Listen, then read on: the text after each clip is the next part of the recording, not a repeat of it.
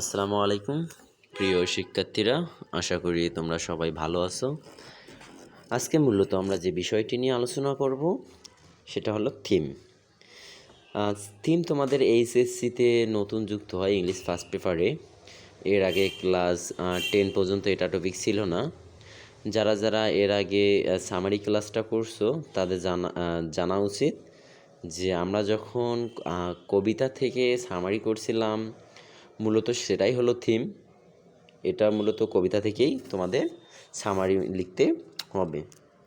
যেভাবে লিখবা, থিমের প্রথম স্টেপে যেগুলো লাইন দেওয়ার চেষ্টা করবা বা যে সেন্টেন্সগুলো দেওয়ার চেষ্টা করবা, the main theme of the passage, অথবা দিবা the main theme of the poem in this passage written has discuss in this poem the poet has discuss about.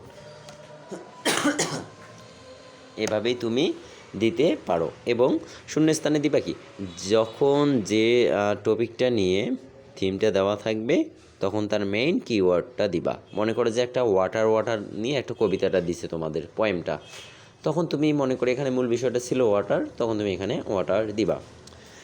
দ্বিতীয় যে সেন্টেন্সগুলো চিন্তা করবা, প্রথম মেইন সেন্টেন্স দেওয়ার পরের টপিকগুলো হবে তোমার সাপোর্টিং সেন্টেন্স। পরের সেন্টেন্সগুলো সাপোর্টিং সেন্টেন্সটা কি, প্রথম সেন্টেন্সের সাথে মিল রেখে তোমাকে বাকি সেন্টেন্সগুলো লিখতে হবে। এবং শেষের দিকে তুমি যে সেন্টেন্সগুলো ব্যবহার করবা, in the word, thus, finally, lastly, overall, as a result, so ইত্যাদি দিয়ে তুমি সেন্টেন্সটা তৈরি করতে পারো। এভাবেই আরেকটা মনে রাখবা, থিম হোক সামারি হোক যে কোনো কিছু তোমরা অর্ধেক পৃষ্ঠা পর্যন্ত লিখবা এবং এক প্যারার মধ্যে লিখতে চেষ্টা করবা, কখনোই প্যারাগুলো ভাগ করবা না।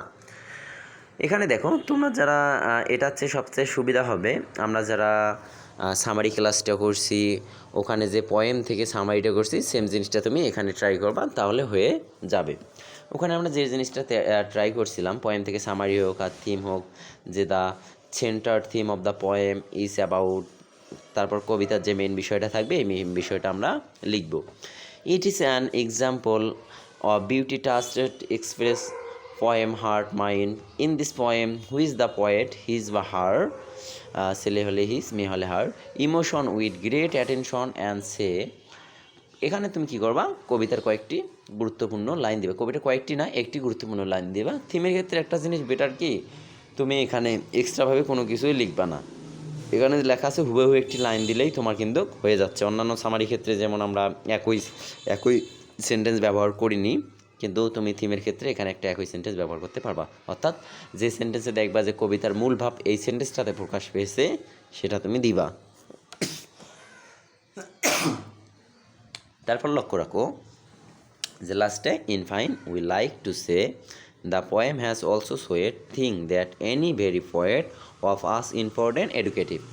এভাবেই তুমি আর কি থিমটা লেখার চেষ্টা করবা। যে এখন মনে করো তোমাদের ইংলিশ ফার্স্ট পেপারে যে 10টা বা 12টার মতো যে পোয়েমগুলো আছে, সেই পোয়েম থেকে প্রত্যেকটা পোয়েম থেকে তুমি একটু থিমগুলো লিখবা।